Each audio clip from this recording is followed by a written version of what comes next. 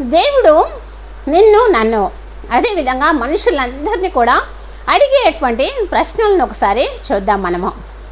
మొదటిగా చూసినట్లయితే యెహోవాకు అసాధ్యమైనది ఏదైనా ఉన్నదా అని ఆదికాండము 18వ అధ్యాయము 14వ వచనం ద్వారా దేవుడు మనల్ని అడుగుచున్నాడు.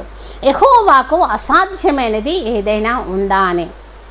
నూరేళ్ళు నిండినటువంటి అబ్రహాంకి, స్త్రీ ధర్మము అయిపోయినటువంటి శారాకి గర్భఫలం ఇచ్చినటువంటి దేవుడై ఉంటున్నాడు.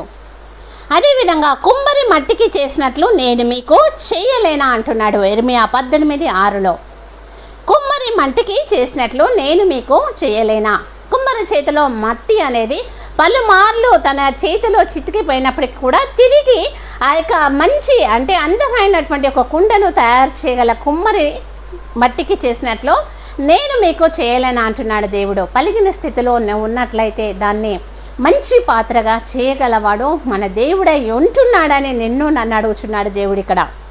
మీరు మొరపెట్టుకొనుచుండగా వారికి న్యాయము తీర్చునని లూకా 18:7 వచనం ద్వారా దేవుడు మనతో ప్రశ్న వేస్తున్నాడు ఇక్కడ. మీరు మొరపెట్టుకొనుచుండగా వారికి న్యాయము తీర్చును అని. దేవుడు మనము మొరపెడితే మనకి న్యాయము తీర్చేవారుగా ఉన్నాడు అని వాక్యము ద్వారా సెలవిస్తున్నాడు. నన్ను ప్రశ్నిస్తున్నాడు కూడా. అదేవిధంగా యెహోవా బాహుబలము తక్కువైనదా అంటున్నాడు. సంఖ్యాకాండము 11వ అధ్యాయము 23వ వచనం ద్వారా యెహోవా బాహుబలము తక్కువైనదా అని.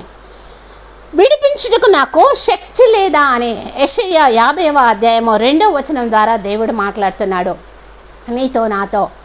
యెహోవాకు అసాధ్యమైనది ఏదైనా ఉన్నదా అంటున్నాడు. కుమ్మరి మట్టికి చేసినట్లు నేను మీకు చేయలేనా అంటున్నాడు. మీరు మొరపెట్టగా నేను వారికి న్యాయం తీర్చిన అంటున్నాడు.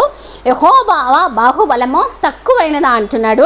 విడిపించుటకు నాకు శక్తి లేదా అని అడుగుచున్నాడు దేవుడు.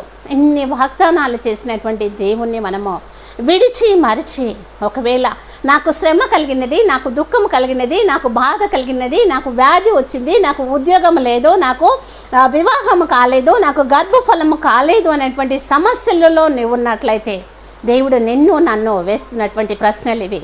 యెహోవాకు అసాధ్యమైనది ఏదీ లేదు కనుక ప్రభు తట్టే తిరిగి కుమ్మరి మట్టికి చేసినట్లుగా మనకు చేయగల దేవుడు, మొరపెడితే మనకు సమాధానమిచ్చే దేవుడు.